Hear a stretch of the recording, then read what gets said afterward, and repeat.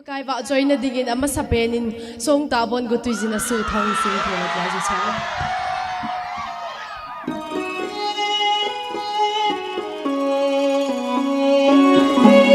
ai ha zong sen pakai wa join na dingin na sa khomo hite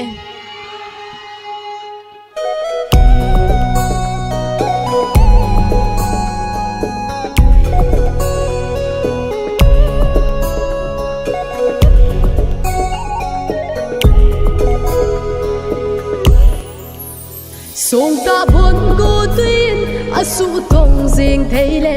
idinga ki song lel hi ham bol ho zong mi chopa kumu theina dinga amal le ei ni zong ei man ding song ta bon go tin asu tong jing theile idinga ki song lel hi ham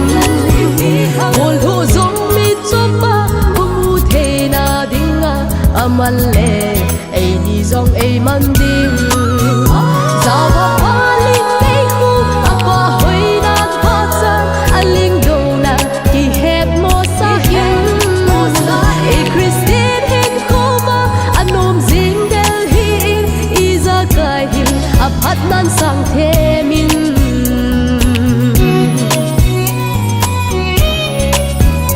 i chunga sopi idinga lung thoi pi ham o ba kunin thimpi azing so ji boye lung don na gala no da hi zawa paling ei hu apa hoina pa cha aling do na ki het mo sa hin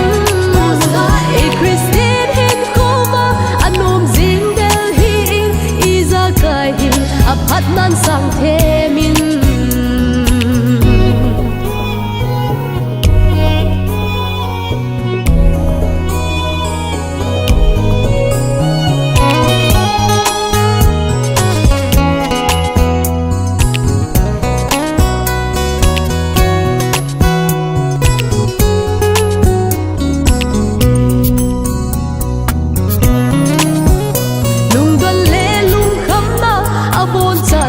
haute pakain